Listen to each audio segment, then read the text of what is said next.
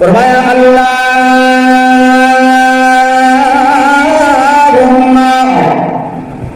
انی اعوذ بک، اللہ میں پناہ مانگتا ہوں، تیری پناہ میں آتا ہوں، اللہم انی اعوذ بک، اللہ تیری پناہ چاہتا ہوں۔ گویا پناہ دینے والی ذات اللہ کی ہے، مصیبتوں سے پریشانیوں سے نجات دینے والی ذات اللہ کی ہے، لاکھوں کی کوٹھیاں بناتی ہیں اور ساتھ ایک کٹوی بھی اوپر رکھتی ہیں، دیواروں پہ چھتوں پہ کٹویاں رکھی ہوئی ہیں۔ جناب کیوں جی؟ میری کوٹھی میں نے بنائی ہے، کٹوی اس لیے رکھی ہے کہ نظر نہ لگ جائے، لاکھوں کی گاڑیاں خریدنی ہیں، ساتھ ایک چپل بھی لٹکاتے ہیں۔ کیوں جناب؟ اس وجہ سے کہ میری گاڑی کو نظر نہ لگ جائے۔ کتنی دین سے دوری والی بات ہے کہ ایک چھوٹی سی کٹوی آپ کے لاکھوں کے نقصان کو بچا لے، چھوٹی سی چپل مصیبت سے بچانے والی ہے۔ اللہ کریم نے فرمایا قل، میرے پیغمبر کہہ دیجیے انی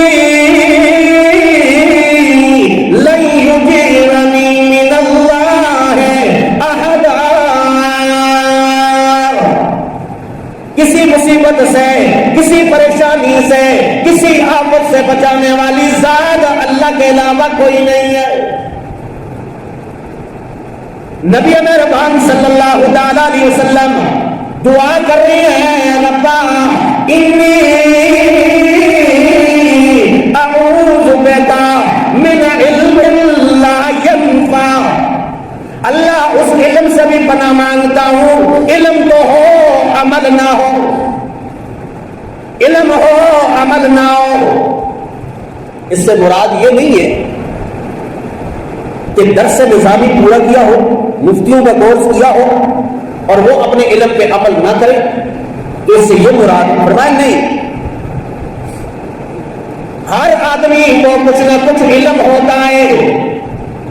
اور مفسرین نے فرمایا ایک آدمی کو دین کے کسی مسئلے کا علم ہو، اس کے فضائل کے بارے میں بھی پتا ہو، اس کی وعید کے بارے میں بھی پتا ہو، تو وہ یہ سمجھو کہ اس کے بارے میں اس کو علم ہے۔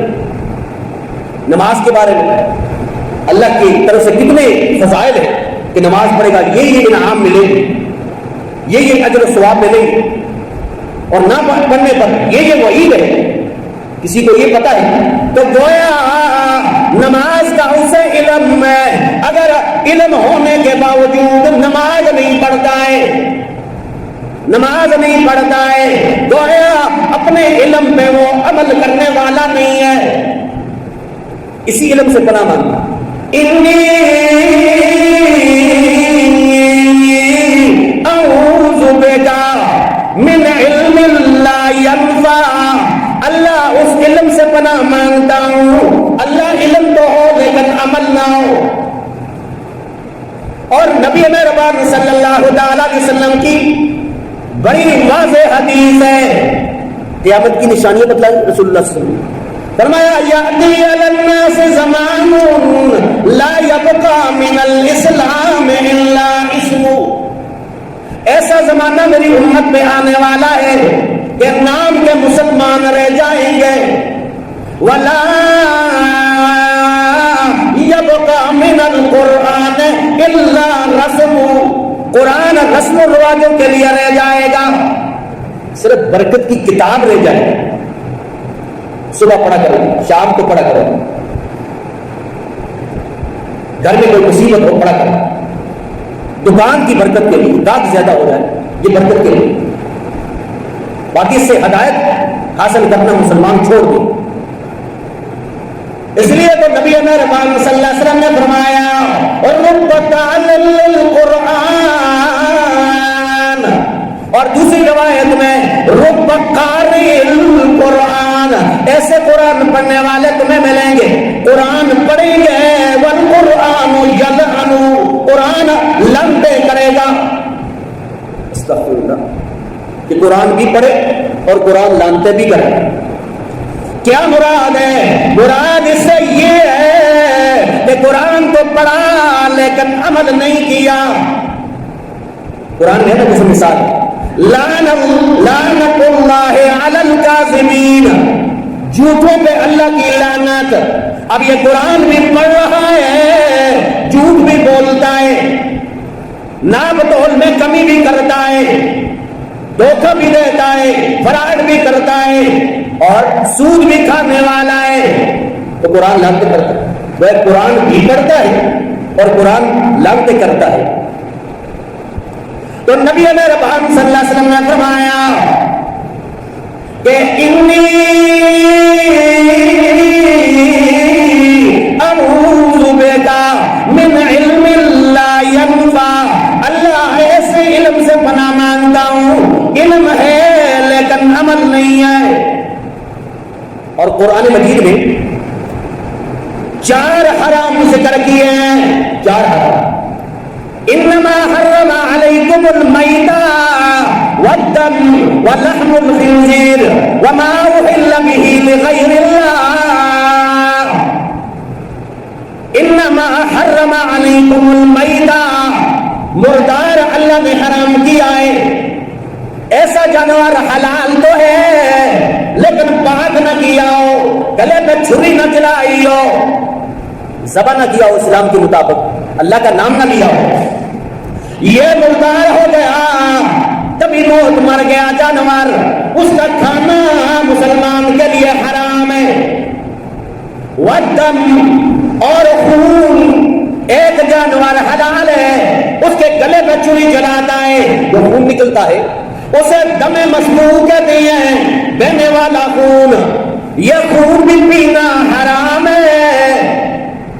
وَلَحْمَ الْخِنْزِيرِ، اور خنزیر کا گوشت بھی حرام ہے۔ خنزیر بدترین جانوروں میں سے، بے حیا قسم کے جانوروں میں سے، اور محدثین نے جو بھی جانور حرام ہیں ان کی خصلتیں بھی ذکر فرمائی، جو کھاتا ہے اس کے اندر وہی خصلت پیدا ہو، وہی عادات پیدا ہو۔ اور چوتھا، وما اہل بہ غیر اللہ، اور جو غیر اللہ کے نام پہ مختص کیا ہو جانور، ذبح نہ کیا ہو، ذبح کی شرط نہیں ہے، جو غیر اللہ کے نام پہ مختص کیا ہو، جس پر غیر اللہ کا نام لکھا گیا ہو، غیر اللہ کا نام پکارا گیا ہو، یہ جانور فلاں آستانے کے نام پر، فلاں بزرگ کے نام پر، فلاں پیر کے نام پر، فلاں قبر والے کے نام پر بعد میں آ کر ذبح کرے اللہ کے نام پہ، بسم اللہ اللہ اکبر، غیر اللہ کے نام پہ مختص کیا گیا ہے، یہ جانور خنزیر سے بھی بدتر حرام ہے۔ مسئلہ شریعت کا، ایسا جانور اگر آپ نے ذبح کر لیا، بعد میں آپ کو خیال آیا اب کیا کیا جائے اس جانور کے ساتھ، کہا اس کو جانور، باقی جو ہے وہ چرن پرن کو بھی کھلانا جائز نہیں ہے، گلا کھود کے اس کے اندر دبا دیا جائے۔ اور 5واں حرام، ان الذین یکتمون ما انزلنا من البینات والہدی، فرمایا وہ لوگ جو چھپانے والے ہیں اللہ کے حق مسئلے کو، یعنی گویا 4 حرام یہ ہیں، 5واں حرام یہ ہے کہ غیر جو اللہ کی حق مسئلے کو چھپانے والا جائز مسئلہ ہے اور وہ اس مسئلے کو چھپا لے، لوگوں کو نہ بتا، تو گویا یہ آدمی 4 حرام سے بھی بدتر حرام کھا رہا۔ جس طرح فرمایا ان الذین یکتمون ما انزل اللہ من الکتاب ویشترون به ثمنا قلیلا اولئک ما یأکلون فی بطونہم الا النار، فرمایا یہ آدمی دنیا کمانے کے لیے حق مسئلے کو چھپانے والا ہے، حق مسئلے کو چھپانے والے. تو فرمایا اپنے پیٹوں کے اندر جو دنیا حاصل کر رہے ہیں، اپنے پیٹوں میں جہنم کی آگ بڑھ رہے ہیں. جہنم کی آگ. تو رسول اللہ صلی اللہ علیہ وسلم سے پوچھا گیا، اے اللہ کے نبی یہ بتلائیے، اگر کوئی آدمی اچھا کھاتا ہے، اچھی سواری پر بیٹھتا ہے، اچھا جوتا پہنتا ہے، اچھے کپڑے لگاتا ہے، کیا اس چیز کا نام تکبر ہے، غرور ہے، کبر ہے؟ تو رسول اللہ صلی اللہ علیہ وسلم نے فرمایا، اللہ نہیں، اس چیز کا نام تکبر نہیں ہے، بلکہ تکبر دو چیزوں کا نام ہے، بطر الحق وغمط الناس. ان چیزوں کا استعمال کرے اور دوسروں کو حقیر سمجھے. کسی فقیر کو دے گا، کسی غریب کو دے گا، کسی مسکین کو دے گا تو اسے حقیر سمجھے، اپنی نظر کے اندر گٹیا سمجھے. فرمایا یہ تکبر ہے. اور دوسرا بطر الحق، حق بات کو بیان نہ کرے لوگوں کے سامنے اور حق مسئلے کو چھپائے. یہ آدمی متکبر آدمی.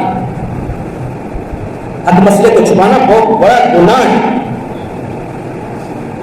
نبی مہربان صلی اللہ علیہ وسلم نے فرمایا، من سئل علما فکتمہ، جس سے کوئی مسئلہ پوچھا گیا، جائز مسئلہ، حق مسئلہ، فکتمہ، اس آدمی نے اس مسئلے کو چھپا لیا، الجم یوم القیامت بالجام من النار، اللہ قیامت والے دن اسے جہنم کی لگام پہنائیں گے.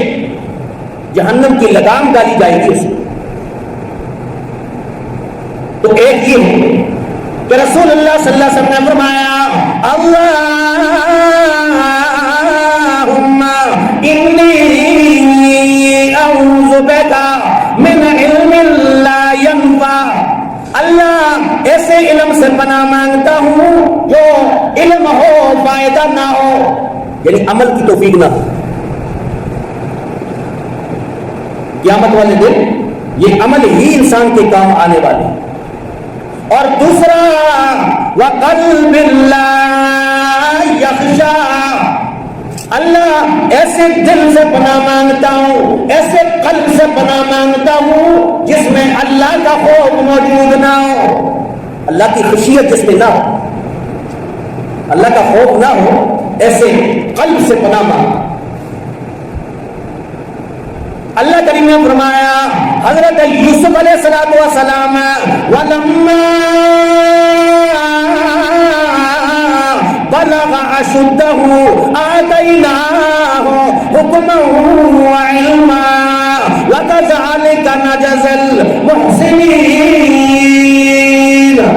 حضرت یوسف علیہ السلام جوانی کی سرحدوں کو پہنچ رہے ہیں. اللہ نے فرمایا ہم نے انہیں علم بھی عطا کیا، حکمت بھی عطا کی، کمالات سے بھی نوازا، حسن و جمال بھی عطا فرمایا. اب یہ ساری باتیں آ گئی. ایک نبی کے اندر یہ کمالات ہوتے ہیں.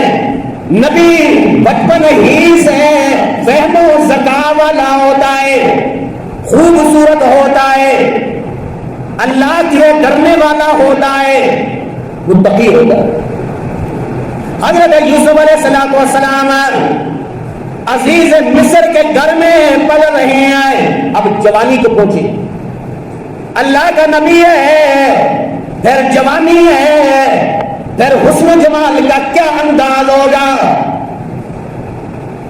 فرمایا وراودت التی هو فی بیتہا عن نفسی وغلقت الابواب وقالت حیث لک. چار مجبوریاں حضرت یوسف علیہ السلام کے سامنے ہیں. ایک تو ہے جوانی، گناہ کرنے کی طاقت ہے اور گناہ نہیں کرتا ہے پھر کمال ہوتا ہے. ایک آدمی کے اندر گناہ کی طاقت ہی نہ ہو تو وہ گناہ نہ کرے تو کمال نہیں. جس آدمی کے اندر طاقت ہو اور وہ گناہ نہ کرے یہ کمال ہے. پہلی مجبوری جوانی، گناہ کی طاقت بھی موجود ہے. وَرَاوَدَتُهُ الَّتِي هُوَ فِي بَيْتِهَا عَن نَفْسِهِ، اور گناہ کی طرف بلانے والی حسین و جمیل زلیخا، عزیز مصر کی بیوی ہے، امراء میں ہے، امیر کبیر مال دولت والی عورت، حسن و جمال والی عورت، وہ گناہ کی طرف بلا رہی۔ اور تیسرا وَغَلَّقَتِ الْأَبْوَابَ، سارے دروازے بھی بند، کوئی تیسرا آدمی دیکھنے والا نہیں ہے۔ تیسری مجبوری، وہ کہتے گناہ ہو گیا جی، کیا کریں جی، مجبور ہو گیا، یہ مجبوری ہے، دروازے سارے بند۔ وقالت حیت لک، اور دروازے بند کر کے عورت نے اپنی طرف بلایا، کھینچا۔ اور روایات میں آیا زلیخا نے کونے میں ایک بت پڑا ہوا تھا، بات کر گئی اور اس بت کو اونگا کر کے اوپر کپڑا ڈال دیا۔ کیوں جی؟ کہا اس وجہ سے کہ یہ ہمارا خدا ہے، یہ ہمارا معبود ہے، ہم اس کی عبادت کرنے والے ہیں، اس سے مانگنے والے ہیں، یہ ہمارے نفع نقصان کا مالک ہے، اور میں تمہیں گناہ کی طرف بلا رہی ہوں، اس کے سامنے مجھے حیا آتا ہے، مجھے شرم آتا ہے۔ اللہ اکبر۔ حضرت یوسف علیہ السلام نے فرمایا تو جھوٹے خدا سے حیا کر رہی ہے، اللہ کی قسم ہے میں سچے خدا کا کیوں حیا نہ کروں۔ قال معاذ اللہ ان ربی احسن مثواي انه لا يفلح الظالمون۔ اس رب کا حیا کیوں نہ کروں نا جس نے مجھے مقام عطا کیا، مجھے ٹھکانہ عطا کیا، بھائیوں نے مجھے کنویں کے اندر پھینکا، اللہ نے نیچے سے اٹھا کر تخت و تاج کا مالک بنا دیا، اس رب کا حیا کیوں نہ کروں نا؟ اللہ میں کیا کروں؟ فرمایا قدم اٹھانا تمہارا کام ہے، اور سارے دروازوں کو توڑ کے تمہارے لیے راستہ بنانا ہمارا کام ہے۔ قدم تو اٹھاؤ نا نیکی کے لیے۔ تو نبی مہربان صلی اللہ علیہ وسلم نے فرمایا وَقَلْبِ اللَّهِ تَخْشَى، اللہ ایسے دل سے بھی پناہ مانگتا ہوں، اللہ دل تو ہو لیکن اللہ اس میں خشیت نہ ہو، اس میں خوف خدا نہ ہو۔ ایک تو یہ نا علم ہو عمل نہ ہو، آج اس سے بھی مسلمان خالی۔ ہم نے عرض کیا معاشرے ایسے ہیں، ہمارے معاشروں کو دیکھیں، آج علم کی کمی نہیں ہے، صبح شام اس میں دروس ہوتے ہیں، اور جماعت کے افراد بھی آتے جاتے ہیں، اور فضائل بیان ہوتے ہیں ٹی ویوں کے اندر اور موبائل کے اندر بھی۔ علم کی کمی نہیں ہے، کمی ہے وہ عمل کی کمی۔ آج عمل سے انسان خالی ہے، اور یہی اعمال قیامت والے دن اللہ کریم فرماتے ہیں کہ انسان کے پاؤں زمین نہیں چھوڑے گی یہاں تک کہ 4 سوالوں کا جواب نہ دے دے۔ علم دیا تھا، عمل کتنا کیا تھا، مال دیا تھا کہاں سے کمایا، کہاں خرچ کیا، زندگی دی، نعمتیں دی، کس میں استعمال کی تو نے۔ اور انسان کے خلاف بھی 4 گواہ کھڑے ہوں گے۔ پہلا گواہ انسان کے لیے گواہ کھڑا ہوگا کرامن کاتبین، کرامن کاتبین یعلمون ما تفعلون۔ قرآن نے فرمایا کل قیامت والے دن یہ کرامن کاتبین گواہی دینے والے ہوں گے، انسان کی نیکیوں کی بھی اور بدیوں کی بھی گواہی دینے والی ہوگی۔ اور دوسرا جو انسان کے نامہ اعمال کی کتاب ہے، اللہ فرمائیں گے اقرا کتابک کفی بنفسک اليوم علیک حسیبا۔ اللہ فرمائیں گے یہ کتاب پڑھ اور خود ہی اپنا موازنہ کر، تو جہنمی ہے یا جنتی ہے، یہ کتاب۔ اور تیسرا گواہ انسان کے لیے کھڑا ہوگا انسان کے خلاف یہ زمین، جیسا سورہ زلزال میں فرمایا نا اذا زلزلت الارض زلزالها واخرجت الارض اثقالها وقال الانسان ما لها يومئذ تحدث اخبارها یہ زمین ساری گواہیاں دے گی کہاں کہاں پہ تو نے نیکیاں کی ہیں، کہاں کہاں پہ تو نے بدیاں کی ہیں۔ اس لیے تو نماز پڑھتے ہوئے بزرگوں نے کہا ہے کہ آپ نماز کی ایک رکعت ایک جو ہے فرض جو ہے ایک مقام پہ پڑھیں، سنتیں دوسری جگہ پر پڑھیں، تاکہ زمین کا دوسرا ٹکڑا بھی تمہارے لیے تمہاری عبادت کا گواہ ہو۔ اور ہر روایات میں آتا ہے 3 آدمیوں کی گواہی انسان ان کا انکار کر دے گا، اللہ زمین کی گواہی میں نہیں مانتا ہوں، اللہ کرامن کاتبین فرشتوں کی گواہی میں نہیں مانتا ہوں، اور تیسرا گواہ اللہ اس کتاب کو لکھنے والے کرامن کاتبین ہے، اللہ میں نہیں مانتا ہوں۔ اللہ کی اچھا نہیں مانتا ہے تو ٹھیک ہے، چوتھے گواہ کا انکار کر کے دیکھ۔ سورہ یاسین نے فرمایا الیوم نختم علی افواہہم وتکلمنا ایدیہم وتشہد ارجلہم بما کانوا یکسبون۔ اللہ منہ پہ زبان پہ مہرے لگا لے گا، انسان کے ہاتھ بولیں گے، انسان کے پاؤں بولیں گے۔ اور قرآن نے کہا کہ یہ کل قیامت والے دن حیران اور پریشان ہو کر کہے گا لما شہدتم علینا، آج تم نے میرے خلاف کیوں گواہی دی ہے؟ تمہیں بچانے کے لیے تو میں نے جھوٹ بولا ہے۔ وہ کہیں گے اللہ کی قسم ہے ہم خود نہیں بولے، اللہ نے ہمیں بلایا۔ تو عمل، یہ علم کے ساتھ عمل بھی ہونا چاہیے۔ اگر نماز کا علم ہے ساتھ عمل بھی ہونا چاہیے، نماز بھی پڑھنی چاہیے، دل ہو اور اس میں اللہ کی خشیت بھی ہونی چاہیے، خوف خدا بھی ہونا چاہیے۔ اللہ سب کے سے دعا ہے اللہ ہمیں عمل کی توفیق نصیب فرمائے۔ وآخر دعوانا ان الحمد للہ۔